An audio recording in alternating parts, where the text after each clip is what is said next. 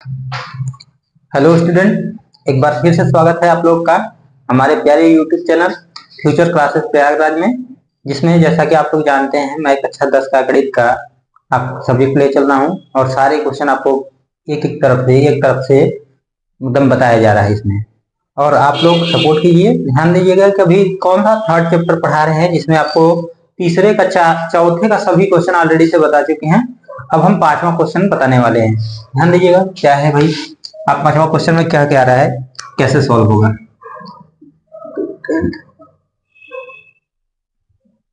Hindi medium का आपका है, ध्यान दीजिए। आपका पांचवा का एक्सरसाइज है, एक्सरसाइज है आपका कौन सा 3.1, जिसमें पांचवा का हल आपको करना है। तो पांचवा का क्वेश्चन क्या कह रहा है कि एक आयताकार बाग है, रेक्टेंगुलर कह सकते हो कि गार्डन है, तो वो क्या है भाई आयताकार। सॉरी, ये थोड़ा सा बता दें आपको कि आयताकार आप जानते होंगे कि आयत कैसे बनता है। आयत कुछ ऐसे दो मतलब जिसकी आमने सामने की भुजाएं समांतर हो और सभी कोण उसके 90 अंश के हो, तो जानते हो वही आयत होता है। तो आयताकार बाग कुछ ऐसा बनता है। तो ये जिसमें लंबी भुजा जो होती है ये लंबाई कहलाती है, लंबाई, और जो छोटी भुजा है ये क्या कहलाती है, चौड़ाई का। मतलब ये वाली जो लेंथ है ये चौड़ाई कहलाती है। तो आपके पास दो लंबाइयां होती हैं, जिसको एक लंबाई कहते हो, लंबाई का मतलब लंबा होना, और चौड़ाई का मतलब उसका मतलब वो कितना चौड़ा होकर जा रहा है वो चौड़ाई होता है। तो ये जानते हो। जबकि अब क्या रहा है क्वेश्चन कि आयताकार ये जो बाग है इसकी लंबाई, तो लंबाई अधिक होती है कि चौड़ाई। तो सीधी सी बात है, यानी एक तरफ लंबाई है और एक तरफ चौड़ाई है, समझ लो चौड़ाई है, और इसमें लंबा कौन मतलब बड़ा कौन होता है। तो हमेशा याद रखिएगा लंबाई इज ग्रेटर देन होता है, हमेशा बड़ा, तभी तो आप तुलना करते हो। अगर सब बराबर हो जाएगा तो वर्ग हो जाएगा, सीधी सी बात है वो, तब आयत नहीं होगा ना, बराबर हो जाएगा तो वर्ग हो जाएगा। तो आयत जब बोलते हो तो मतलब एक भुजा बड़ी है तो उसी को लंबाई कहते हो। अब ध्यान दीजिएगा, तो लंबाई वाला जो बड़ा है वो इससे कितना बड़ा है, यानी इस छोटे वाले से चौड़ाई से कितना अधिक है, तो वो लिखा है 4 मीटर अधिक है, 4 मीटर अधिक है। बस इतना ही स्टेटमेंट, यानी लंबाई चौड़ाई से कमा देकर चौड़ाई से कितना अधिक है, 4 मीटर अधिक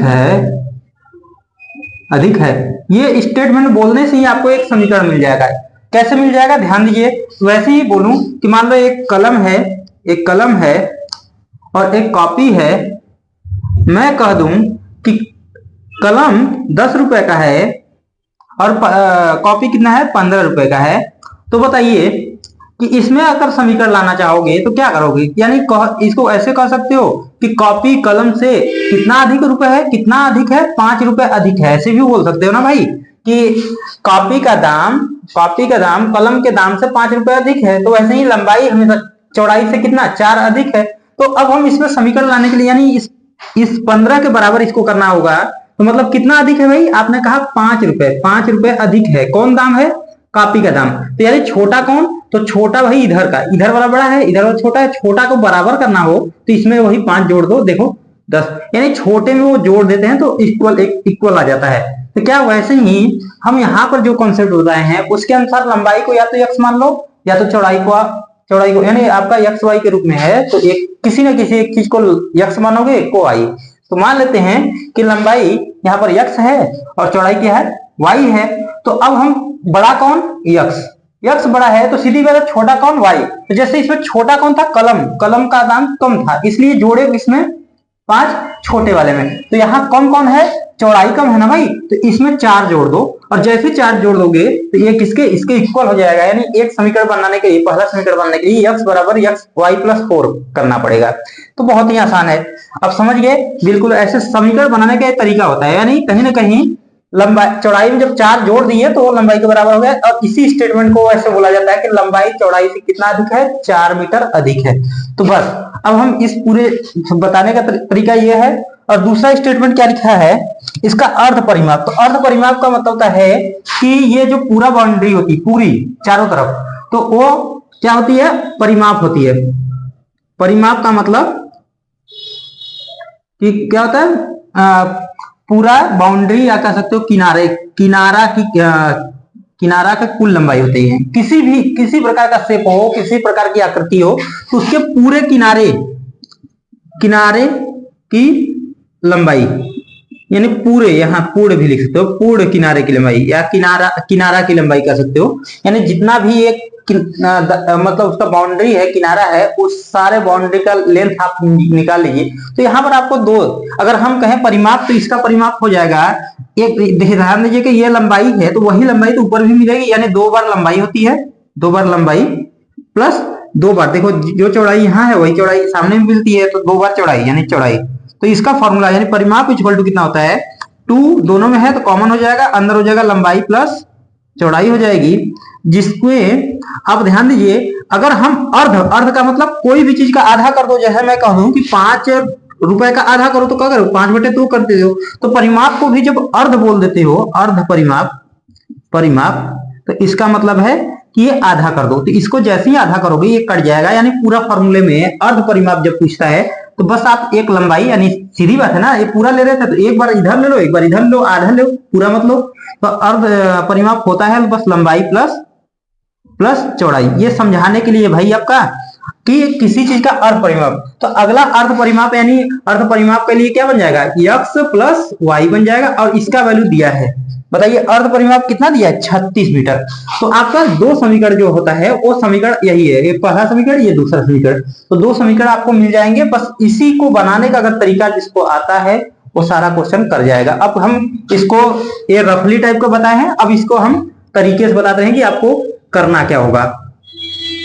थिंकिंग का तरीका बता ही दिए, अब पहले मान लेंगे, ये चीज दिया है स्टेटमेंट में, अब माना लिखेंगे यहाँ।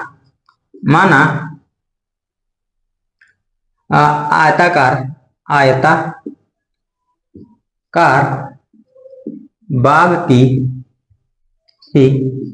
लंबाई कितनी है भाई, x मीटर, तथा चौड़ाई कितनी है, चौड़ाई y मीटर है। क्योंकि सारी चीजें मतलब जो भी लेंथ है वो मीटर में लिखा हुआ है, तो इसलिए हम मीटर मान लेंगे, कितना y मीटर है। अब इसके बाद स्टेटमेंट बनाओ, तो प्रथम शर्तानुसार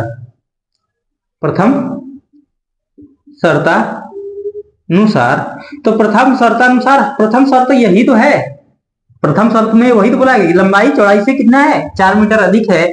यानी एक तरफ x लंबाई है तो चौड़ाई कौन है, y है, y में क्या जोड़ दो, 4 जोड़ दो, बराबर हो जाएगा, यानी सीधी बात है ये इसके बराबर हो जाएगा। अब ये है प्रथम शर्तानुसार, या पूरा शब्द लिखना चाहते हो ऐसे लिख सकते हो, लंबाई बराबर क्या, चौड़ाई प्लस 4, ऐसे दिखा सकते हो, कोई दिक्कत नहीं। ये स्टेटमेंट को इसी को इस रूप में लिखा दीजिए, फिर उसको वैल्यू रख दीजिए, x बराबर y प्लस 4, और y को इधर लाइए, क्योंकि आपका जब क्या व्यापक रूप मिलता है तो इससे मिलता है, या इन दोनों को उठा लाइए इधर, क्या हो जाएगा, x minus Y minus 4 equal to 0। अब ये समीकरण नंबर 1 बना लीजिए, अब आगे काम देगा। अब ध्यान दीजिएगा क्या कह रहा है, हाँ, बाकी बीमारी ज्ञात कीजिए, मतलब एक तरीके से हल ही करना है। अब ध्यान दीजिएगा कि क्या है आपका, 1 मिनट, अगला है आपका दूसरा स्टेटमेंट वही दिया है, बाग का अर्ध परिमाप। अभी मैंने बता दिया अर्ध परिमाप होता क्या है, अर्ध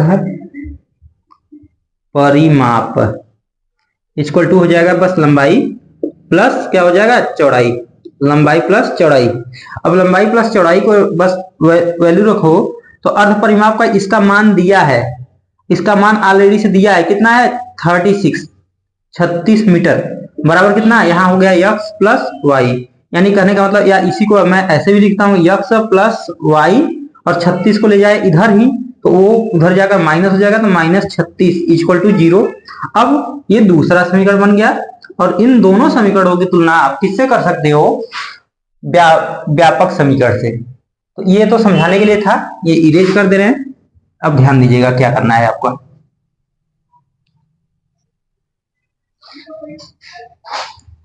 अब करना क्या है, देखिए यहाँ पर पहले हम क्वेश्चन में देखते हैं बाघ का बीमाय ज्ञात कीजिए।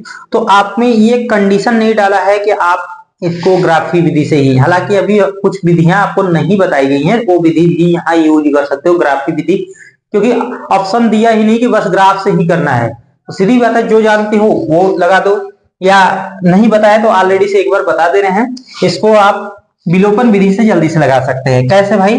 तो विलोपन में करना क्या होता है, ध्यान दीजिए। विलोपन का एक बार मैं शॉर्टकट बता दूंगा कि विलोपन में आप करते क्या है। विलोपन जब विधि यूज करते हैं तो उसमें एक तरीका होता है कि अगर मेरे पास कोई संख्या है और उसी को गायब करना है, जैसे यक्स है या मुझे 10 है, तो 10 को मैं गायब कैसे करूं? तो सीधी बात है, 10 में से 10 घटा दो, अपने आप वो गायब हो जाएगा, 0 हो जाएगा, मतलब वो गायब हो गया।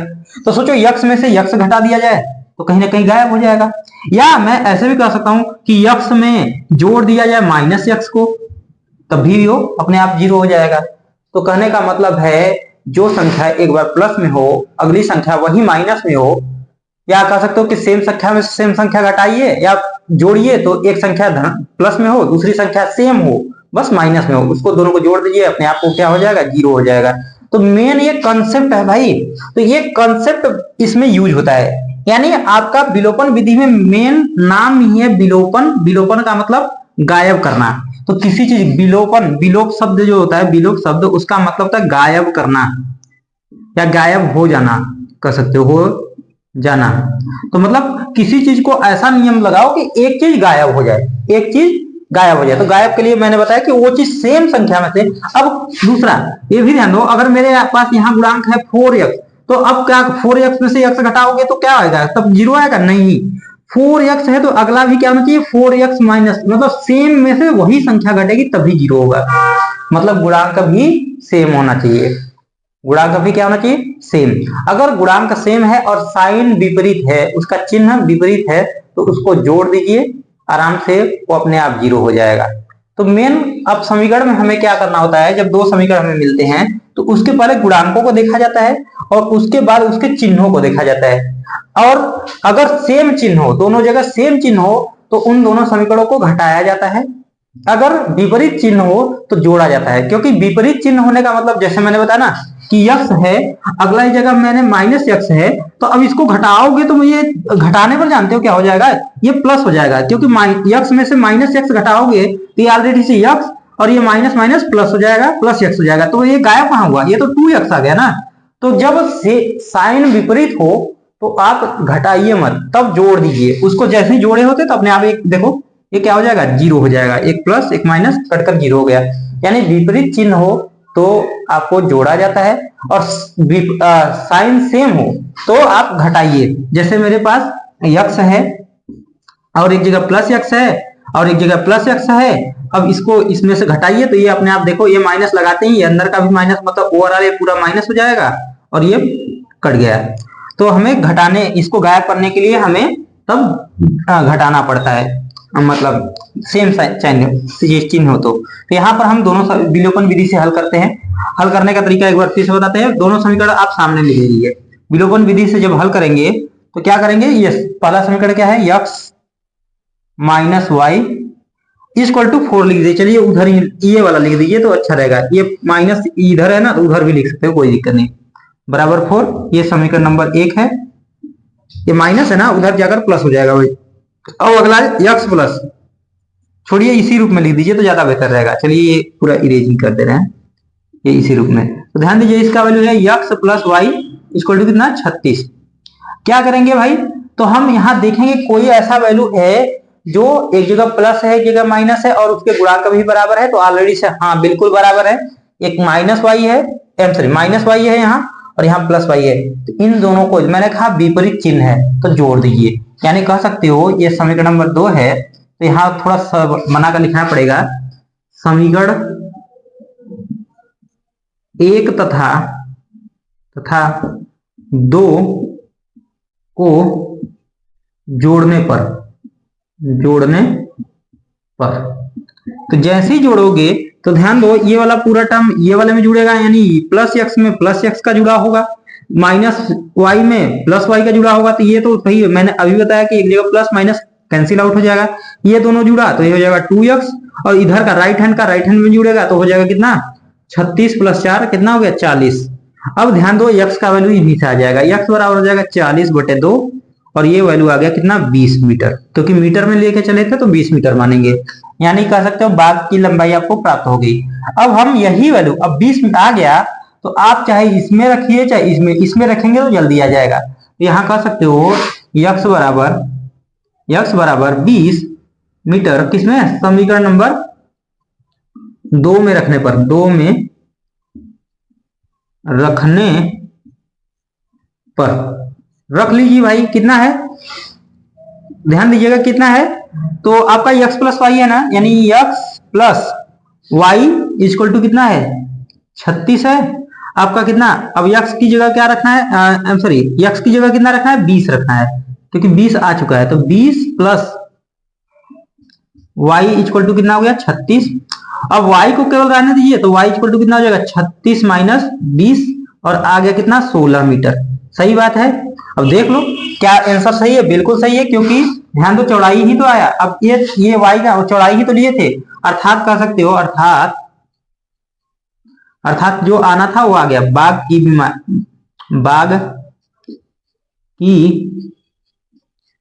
लंबाई कितना 20 मीटर तथा चौड़ाई कितना है 16 मीटर है। तो आपका देखिए जब विमाएं बोलता है तो मतलब उसके मतलब कि वो जिनसे बना हुआ है उसके बाउंड्री की एक एक भुजा की लंबाई, जब बीमा पूछता है ना किसी शेप की तो मतलब वो उसकी एक तरीके से वो भुजाओं को ज्ञात करना। अब वो लंबाई चौड़ाई नहीं लिखा है, लेकिन बीमाओं का मतलब होता है कि भुजाएं ज्ञात करना है। तो जो भुजाएं हैं, जितनी भी भुजाएं होती हैं किसी भी शेप की कह सकते हो, किसी भी आकृति की, तो वही भुजाओं की लंबाई तो आ गई है, तो वही आंसर हो जाएगा। आपके बुक में आंसर भी देखोगे तो यही लिखा होगा। तो आसानी से समझ में आया पहला क्वेश्चन आपका कौन सा 5वां का। अब इसके बाद आप इसको नोट कर सकते हैं, समझ सकते हैं, यानी ये लंबाई कितना आ गई 20 और चौड़ाई कितना आ गई 16, और आपका आंसर हो सकता है बस 20 मीटर 16 मीटर करके देगा, तो लंबाई चौड़ाई ना लिखा होगा वैसे ही दे देगा, लेकिन मतलब वही होता है। अब अगला देखिए, इरेज कर देते हैं। ये क्वेश्चन बहुत ही आसान था, बस समझने का फेर है। विलोपन विधि भी इसके साथ बता दी, जबकि विलोपन विधि अभी स्टार्ट नहीं हुआ है, अगले वाले में आएगा। लेकिन क्या करें भाई, क्वेश्चन कुछ ऐसा है जिसमें आपको ये ऑप्शन नहीं दिया ना कि ग्राफी विधि से हल करना है, तो ग्राफ से भी हल कर सकते हो। तो आपको आप सीधी बात है, आप विलोपन विधि का यूज करिए, जल्दी आ जाता है। अब इसका 6वां है, क्या लिखा है, एक रैखिक समीकरण करण कितना है 2x + 3y - 8 = 0 दी गई है। दो चरों में एक ऐसी और रेखीय समीकरण लिखिए ताकि प्राप्त युग्म क्या हो का ज्यामितीय निरूपण कैसा हो, कैसा हो निरूपण जैसा हो। नीचे लिखा है प्रतिच्छेद करती रेखाएं हो, दूसरा समांतर रेखाएं हो, तीसरा संपाती। बहुत ही आसान है भाई, चलो मैं बता रहा हूं फिर से। जो अगला क्वेश्चन है बस वैसे ही आपको केवल समझना है। एक समीकरण दिया हुआ है भाई, 6वां का क्वेश्चन में जो दिया है 6वां का हल लिखेंगे। पहले दिया गया समीकरण लिख लीजिए, दिया गया समीकरण। दिया गया समीकरण है क्या भाई, वो है आपका दिया गया समीकरण है 2x + 3y - 8 = 0। 2x + 3y, हाँ +3y - 8 = 0, यही दिया हुआ है। अब इसके बाद कह रहा है कि एक ऐसा समीकरण बनाइए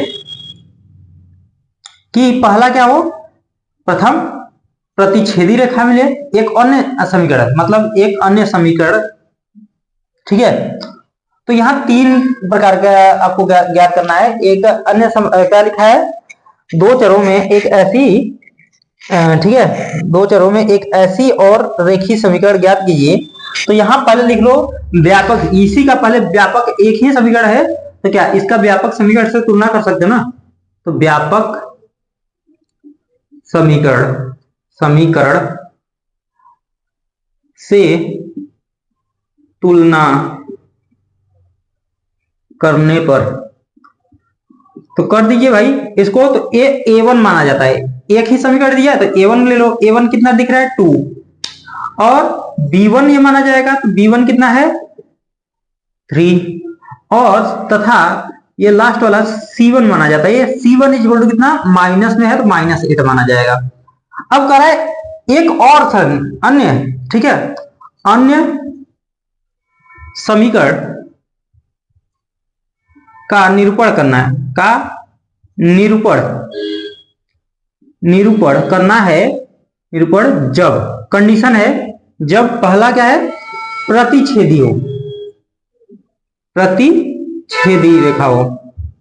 तो प्रतिच्छेदी रेखा हो तो एक अन्य रेखा तो बनानी है, यानी इनमें अगले रेखा जो बनेगा या कह सकते हो अगला जो समीकरण बनेगा उसमें x y तो फिक्स रहेंगे। अब हमें क्या ऐसा लेना है कि भाई वो प्रतिच्छेदी, तो पहले प्रतिच्छेदी के गुण तो समझिए।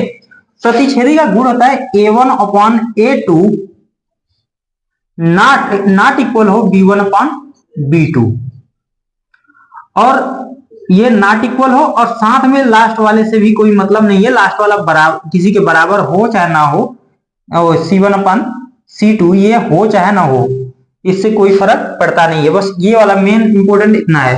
तो आप चाहे तो ये लास्ट वाला ना चेंज करे, कोई दिक्कत नहीं है, लेकिन आप ध्यान दीजिएगा कि A2 का वैल्यू मतलब आगे कोई ऐसा अपने से गुणांक कोई बना लीजिए कि जो अनुपात यहां से मिले, मतलब ऐसा नहीं कि एक जगह हम यहाँ 2 और ले लिए यहाँ 4, तो ये इसका अनुपात कितना मिलेगा, यानी 2 और यहाँ 4 ले लिए तो यानी कितना हो गया B2 माना जाएगा, A2 माना जाएगा, A2 माना जाएगा।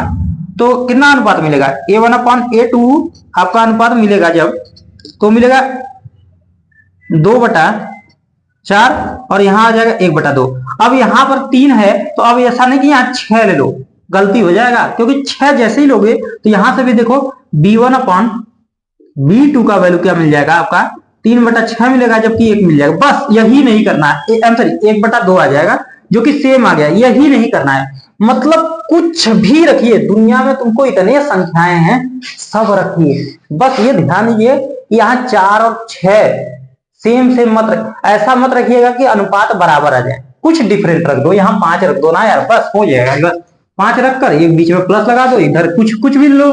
मैंने कहा कुछ भी ले सकते हो, चलो मैं 10 ले रहा हूँ, 15 ले लो, 20 ले लो, 100 ले लो, कुछ भी, बस अनुपात सेम नहीं आना चाहिए, इससे ही मतलब है, क्योंकि ये अनुपात ना इसको फॉलो करे भाई, बस उससे मतलब है। तो यहाँ प्रतिच्छेदी के लिए यही अपने से बना सकते हो, कोई ऑब्जेक्शन नहीं है। आंसर में हो सकता है कि आपका ये आंसर ना दिया हो, कुछ अलग दिया हो, लेकिन आंसर आपका सही है। क्यों? क्योंकि उसका मेथड यही कहता है कि अनुपात बराबर नहीं आना चाहिए। सही बात है, ध्यान से देखिए, यहाँ अनुपात मिलेगा आपका 1/2 और यहाँ से अनुपात मिलेगा 3/5 मिलेगा, बराबर है ही नहीं है ये आपस में। जब बराबर नहीं है तो सीधी बात है ये सही है, तब ये प्रतिच्छेदी। अब दूसरा कंडीशन दिया है जब क्या हो समांतर हो। तो समांतर में मैंने अभी बताया कि लास्ट वाला बराबर नहीं होना चाहिए, लास्ट वाला तो चेंज ऑलरेडी इसमें भी है, लास्ट वाला बराबर, ये वाला बराबर करना है। अभी जो बताए थे बस वही वाला चीज रख दो। क्या यहाँ 2 है ना, कितना रखना चाहोगे, कुछ भी रख सकते हो, मैंने कहा कि बस सेम अनुपात आना चाहिए। अब अनुपात जो ये वाला है ये नॉट इक्वल, वहां इक्वल होना चाहिए, यहाँ इक्वल हो, ये लास्ट वाला नॉट इक्वल होना चाहिए। समांतर जब होता है ये समांतर, ध्यान दीजिएगा ये समांतर के लिए संबंध है, समांतर। तो आपको करना क्या है, चेंज करना है ऐसे। तो क्या करना है, क्या गुणांक लाना चाहते हो, चलो यहाँ पर मैं 4 ले रहा हूं, मैं कह रहा हूं तुम और कुछ ले लो आराम से, कोई दिक्कत नहीं है। कितना लेना चाहोगे, चलो मैं 6 ले रहा हूं, तो 2 तिहाई 6 होता है ना, यानी कितना 6 ले रहा हूं। तो x तो लिख लो, इधर y लिख लो और इसके आगे लिख दो 6, यानी 2 का गुणा 3 में करने पर 6 आया। तो यहां से भी 3 का गुणा ऐसा करो कि इसमें भी 3 का गुणा हो जाए, यानी इसमें 3 का गुणा, ध्यान दो ये था, यहाँ था क्या 2 था, गुणे 3 किए तो 6 हो गया। तो अगला में भी देखो यहाँ क्या है 3 है, इसमें क्या है 3 है, 3 में भी मैं 3 का गुणा कर दूंगा तो ये 9 हो जाएगा, यानी इसमें भी 3 का गुणा किए तो तभी आया 3 का गुणा करने पर। तो इसमें अगले वाले में भी 3 का गुणा करो ताकि अनुपात सेम आए। देख लो जब अनुपात करोगे 2/6 का 2/6 तो 1/3 मिलेगा, और यहां से कितना 3 का 3 में गुणा किए तो यहाँ 9 हो जाएगा। यहाँ हो क्या आ जाएगा, ये जो 3 है ये बन जाएगा 9, अब यहां से अनुपात करोगे तो 3/3, 3/3 कितना आएगा, सॉरी 3/9 हो जाएगा। 3/9 का अनुपात करोगे तो कितना आएगा, 1/3 ही आएगा। तो मतलब सीधी बात है, जिस चीज का गुणा इसमें करके अगला वाला बना रहे हो, अगला इधर वाला भी क्या B1 वाले में भी वही चीज गुणा करके बनाना है, गुणांक चेंज कर देना है, लेकिन सेम चीज का गुणा करके। तो चलो यहाँ आप कह सकते हो कि सर यहाँ पर 3 का गुणा करके, यानी 2 में आप 3 का गुणा करके 6 बनाए हो, तो हम यहाँ 3 में भी 3 का गुणा कर देंगे, यानी 3 में 3 का गुणा कर देंगे तो यहाँ बन जाएगा अब 9। अब यही करके बीच में प्लस लगा दीजिए। लास्ट वाला गुणांक कुछ चेंज करना चाहते तो कर लो भाई, क्या करना चाहोगे बताइए। अब सी का वैल्यू या कुछ लेना चाहते हो तो ले लो भाई, जो आपका मर्जी है वो ले लो। मैंने कहा कोई दिक्कत नहीं है। क्या अनुपात, तो मैंने कहा बस -8 है तो यहां से जो अनुपात 1/3 का, यहाँ ऐसा मत करना कि भाई यहाँ -8 है तो सी का वैल्यू हम -24 ले लें, ऐसा नहीं, क्योंकि माइनस जैसे ही -24 लोगे 1/3 ये सब बराबर हो जाएगा, जो कि गलत कर देगा आपका। तो ये सीधी बात है, बराबर ना आए। तो चलो 5 ले लो, सी का वैल्यू कितना 5 ले लेते हैं, कोई दिक्कत नहीं, बस हो गया आंसर। तो मतलब ये सी का वैल्यू 5 लेने का मतलब इधर ही 5 लिख लो, या आगे भी 5 लिख सकते हो, हमारा मन है तो ऐसे भी लिख सकते हैं। 6x + 9y + 5 = 0, कोई दिक्कत नहीं। बस हमें क्या करना है, लास्ट वाला अचर पद जो है, लास्ट वाला अचर पद वो चेंज कर देना बस। ये समांतर के लिए है। अगला लास्ट वाला क्वेश्चन ध्यान दीजिएगा, समपाती। तीसरा क्या है, समपाती के लिए। तो समपाती के लिए क्या होता है भाई, नियम बताए थे कि सब चीज बराबर होना चाहिए, सब यानी A to Z। मैंने कहा अभी, तो जैसे इसमें गुणा किया, अब सब में सेम संख्या का गुणा करना। क्या गुणा करना चाहोगे आप बताओ, 2 है भाई, 2 कुछ चेंज करो। चलो x लिख दें, यहाँ y लिख दिए, लास्ट वाला एक गुणांक यहाँ कुछ रहेगा, चलो वो अपने से बना लेना, ठीक है। यानी 8 है ना, तो ये 8 का 8 में लास्ट में गुणा करके बना लेना। क्या गुणा करना चाहोगे, जबकि यहाँ 2 है, ऑलरेडी से 2 है, यहाँ क्या है 2 है भाई, 2 है, लेकिन 2 से गुणा कर कुछ और बनाइए। तो चलो हम 2 में गुणा कर लेते हैं, कितने का, 3 का नहीं, चलो 5 का गुणा करते हैं। 2 पंजे कितना हो जाएगा भाई 10, यहाँ 10x बना तो यहाँ भी 5 का, यानी यहाँ था कितना 3, 3 में भी 5 का, कितने का, इसमें जब 5 का गुणा किए, 2 में 5 का तो 10 बना, तो 3 में भी 5 का गुणा करिए भाई, कितना हो जाएगा 15 हो जाएगा, कितना 15, और बीच में लगा दीजिए प्लस, और यहाँ क्या है -8। तो जब इसमें 5 का गुणा किए, इसमें 5 किया, लास्ट वाले में भी 5 का गुणा कर लो, सोचो इसमें 5 का गुणा कर लिया, और 5 का गुणा करते ही ये कितना हो जाएगा, ओवरऑल ये देखा जाए तो -40 हो जाएगा। कितना हो जाएगा -40, और -40 बराबर 0 कर दो, आंसर यही है। अब कैसे देख लो, इसमें अनुपात जैसे ही करोगे तो 2/10 का तो 1/5 मिलेगा, कितना मिलेगा 1/5, और कितना 3/15 का जब भाग दोगे 3, यानी यही वैल्यू जब करोगे तो कितना, फिर से इसका भी वैल्यू कितना मिल जाएगा 1/5, और लास्ट वाला -8 यानी C1 का -8 -40 करोगे तो कितना, यहां से देखो माइनस से माइनस कट गया, और यहाँ भी आ गया 1/5। तो हर जगह से वैल्यू आपको क्या मिलेगा, सेम मिलेगा। यही तो लाना था, यही तो है नियम, समपाती के लिए सब चीज बराबर होना चाहिए। तो इस तरीके से आप समीकरण, तो मैंने कहा ये आंसर आपका मैच करे ना करे उससे मतलब नहीं है, कॉन्सेप्चुअल क्वेश्चन है, तो कॉन्सेप्चुअल में आपका तरीका सेम होना चाहिए। आप उसको अंदर से जानो कि आप पूछ क्या रहा है क्वेश्चन, उस अंदर से अगर समझ लिए कि अच्छा यार क्वेश्चन में समपाती के लिए ये संबंध है, समांतर के लिए ये है, जो भी संबंध है वो ऑलरेडी से अगर आप जानते हो, बस उसी पर रख दीजिए, कुछ भी रखिए, बस उस अनुपात को फॉलो करें, उस तरीकों को फॉलो करें, तो समझ लिए आपका क्वेश्चन सही है। जरूरी हर लड़के का ये इंडिविजुअल क्वेश्चन अलग अलग आंसर हो सकता है, मैंने कहा कि जरूरी नहीं है आंसर में कुछ और आएगा, लेकिन आपका वो नियम फॉलो करना चाहिए। बस ये हो गया क्वेश्चन। आगे इसको पॉज करके लिखना चाहे तो लिख लीजिए, या समझ लीजिए अपने से क्वेश्चन, इसी पर दूसरा अनुपात मतलब समीकरण अपने से बना सकते हो आप, कोई दिक्कत नहीं है। अब इसका लास्ट वाला क्वेश्चन देख लीजिए, लिखा है समीकरण x - y + 1 = 0 और 3x + 2y - 12 = 0 का ग्राफ खींचिए, और इन x अक्ष और इन रेखाओं से बने त्रिभुज के शीर्षों के निर्देशांक ज्ञात कीजिए और त्रिभुजाकार पटल को छायांकित कीजिए। बहुत अच्छा क्वेश्चन है, ध्यान दीजिएगा, बहुत अच्छा क्वेश्चन है। अब इसके बाद हम इसको बता रहे हैं कि ये थोड़ा लंबा क्वेश्चन है, लेकिन बहुत अच्छा क्वेश्चन है। लास्ट क्वेश्चन आपका,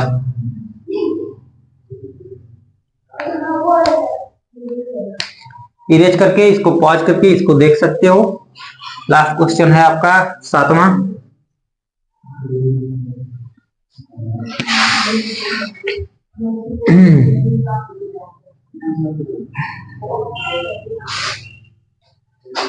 सातवां का जब हल करोगे, सातवां का हल ध्यान दीजिएगा, तो पहले दिए गए समीकरण लिख लो। यहां भी दिए गए समीकरण, तो दिए गए समीकरण है क्या भाई? तो ध्यान दीजिएगा, ये थोड़ा कम चलने लगा है, अब इससे लिखते हैं। तो दिया गया समीकरण क्या है भाई आपका? तो दो समीकरण दिए गए होंगे यहाँ पर दिए गए समीकरण। एक है आपका x minus Y plus 1, x minus Y plus 1 equal to 0, ये पहला समीकरण बन गया। और दूसरा समीकरण है आपका कितना? दूसरा समीकरण है आपका 3x plus 2y minus 12, 3x plus 2y minus 12 equal to 0, ये समीकरण दूसरा बन गया। ये दोनों समीकरण दिया हुआ है। अब इसके बाद का है कि इसका ग्राफ खींचिए भाई, ग्राफ। तो मैंने ग्राफ खींचना ऑलरेडी से बता दिया है। फिर उसके बाद कहा है कि x अक्ष और इन इसके मतलब एक तरीके से इसका हल भी चाहिए आपको। तो पहले हम क्या करेंगे, समीकरण नंबर 1 से दो बिंदु निकालेंगे। समीकरण नंबर 1 से, ठीक है, 1 से क्या कर रहे हैं भाई, एक समीकरण पहले लिख लेते हैं, फिर उसके बाद बना लेते हैं। कितना है समीकरण नंबर 1 आपका है x minus Y plus 1 equal to 0, यही है।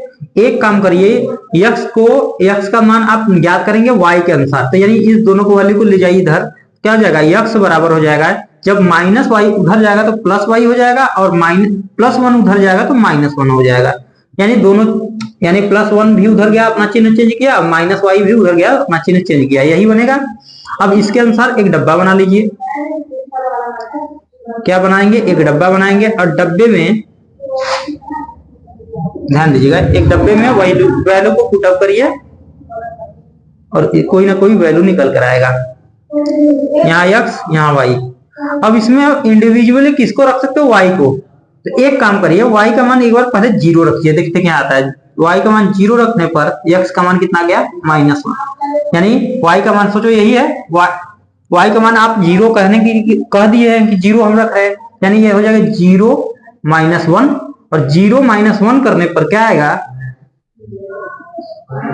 0 -1 को ओनली -1 भी लिख सकते हो, यानी केवल।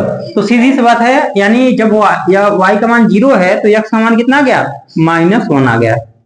अब y का मान आप चेंज कर पूछ रखो, चलो क्या रखना चाहोगे। y का मान मैं रख रहा हूं, y का मान मैं रख रहा हूं 1, y का मान कितना रख रहा हूं 1। तो यानी हो जाएगा ये कितना, जब 1 रख दिए, सॉरी यहाँ सही से लिख नहीं रहे हैं, हाँ 1। तो 1 रखने पर यानी हो जाएगा 1 - 1, और 1 - 1 करने से कितना मिलेगा, 0 मिलेगा। यानी ये हो गया 0, यही वैल्यू आपको इसी में रख देना है। अब ये समझाने के लिए था, ये इरेज कर देना है। अब यहां से देखिए समीकरण नंबर 2 से, समीकरण नंबर 2 भाई पहले बना क्या रहा है, 2 आपका यही है 3x plus 2y minus 12 equal to 0।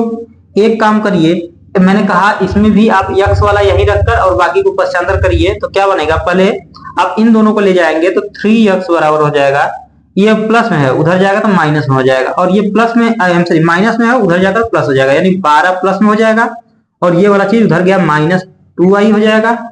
अब यहां से 3 को भी भेजिए उधर, तो कितना हो जाएगा, x बराबर 12 - 2y अपॉन के 3।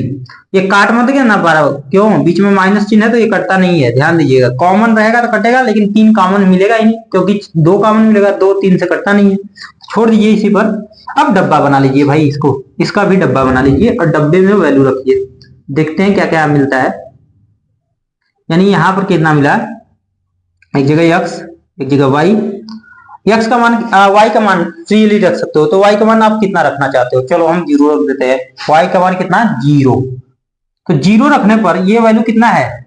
12 माइनस 2 है, अपॉन कितना है? टोटल के 3 है। सोचो इसका वैल्यू 0 हो गया तो यानी बीच में गुणा ही तो माना जाता है, यानी यहाँ पर 0 हो गया तो y की जगह कितना 0 रख दोगे तो ये 2 इंटू 0 हो जाएगा, यानी ओवरऑल हो जाएगा 12 माइनस 0 बटे 3। और 0 को माइनस 0 करने से क्या होता है? कोई फर्क तो पड़ता नहीं है, यानी कितना हो जाएगा 12 बटे 3। 12 बटे 3 को काटोगे तो 4 आएगा, यानी ए पूरा 4 वैल्यू आ गया, कितना 4।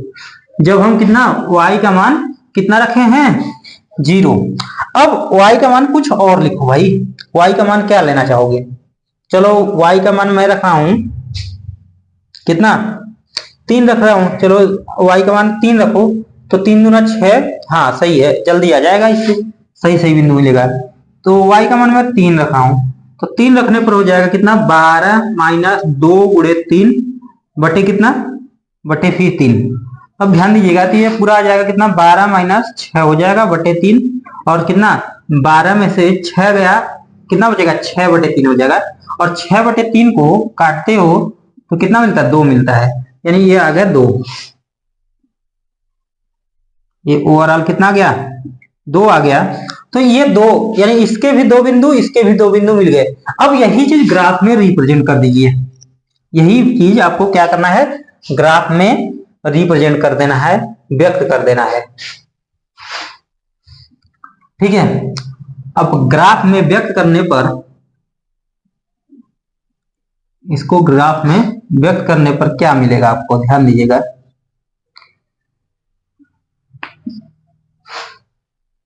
तो यहां मिल गया 1, यहां 2, 3, 4, 5, आगे बढ़ा सकते हो तो 6 हो जाएगा, आगे और बढ़ा सकते हैं। चलो ठीक है, काफी है।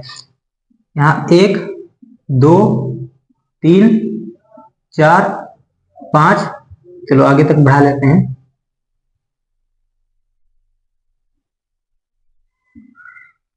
5, 6, काफी है। अब इसके बाद कितना? इधर -1 दिखा दो, इधर -2 दिखा दो, इधर -3 दिखा दो, काफी है। इधर -1, -2, -3, ठीक है, काफी है। अब ध्यान दीजिएगा, एक जगह निगेटिव वैल्यू है बस आपका, तब जब y का मान इसमें प्रथम समीकरण से जब बिंदु निकाले हो तो y का मान जब 0 है तो x का मान -1 है, यानी x का मान -1 होने का मतलब ये वाला बिंदु, ये वाला जो बिंदु है, देखो यहाँ पर आपका x का वैल्यू कितना? -1 है और y का वैल्यू कितना है? 0 है, यानी यही बिंदु एक खुद में अपने आप में ये बिंदु ही ये वाला है। अब इसके बाद दूसरा, ध्यान से देखा जाए तो जब अब x का मान 0 है तो y का मान कितना है? 1 है, यानी प्लस में है, तो प्लस का मतलब यहाँ, यहाँ, तो यहाँ और यहाँ का ये हो गया आपका कितना? 0,1। और यही दोनों बिंदु, थोड़ा सा ध्यान दीजिए, अब बढ़िया से इधर से लिखते हैं थोड़ा सा बगल में ताकि समझो। -1,0 है यहाँ, -1,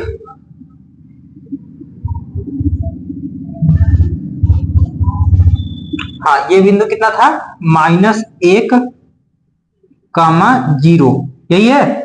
अब ये दोनों बिंदु से होते हुए आप एक रेखा खींच दे रहा है आपको, ये आगे बढ़ जाएगा इस तक, ठीक है। बढ़िया से खींचना, अपने स्केल से खींचोगे नाप कर तो बढ़िया से बनेगा एकदम।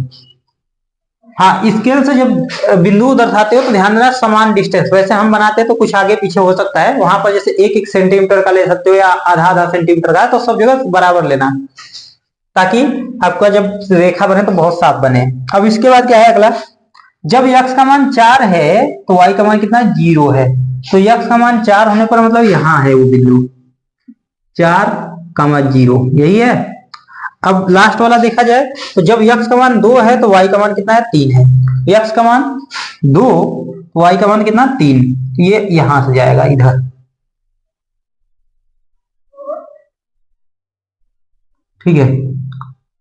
अब इसके बाद आपको करना क्या है? ये यहां से और एक यहां से होते हुए एक रेखा ऐसे ड्रॉ कर लेनी है, और ड्रॉ करते हुए आपको मिलाते हुए आपको बढ़ा देनी है। अब ध्यान दीजिएगा, अब ये समीकरण को, इस समीकरण जो दोनों समीकरण है इसमें कह रहा है कि वह भाग छायांकित कीजिए जिसमें एक त्रिभुज बने, मतलब वह त्रिभुज बने जिसके शीर्षों के निर्देशांक सॉरी इन रेखा करा यक्ष अक्ष और इन रेखाओं से बने त्रिभुज के शीर्षों को का निर्देशांक ज्ञात कीजिए। तो देख कर वैसे देखो यार, त्रिभुज तो वही बनेगा, दोनों रेखाओं से बन रही है, मतलब यक्ष अक्ष को जहां पर काटेगा एक शीर्ष यही बन गया, एक शीर्ष यह है और एक शीर्ष आपका ये बन गया। मतलब यक्ष अक्ष पर जो यक्ष नोट पॉइंट कर लीजिएगा एक ठो, कहां लिख दे भाई, यहाँ नोट में, कि यक्ष अक्ष का बिंदु कैसे पता चलता है। यक्ष अक्ष पर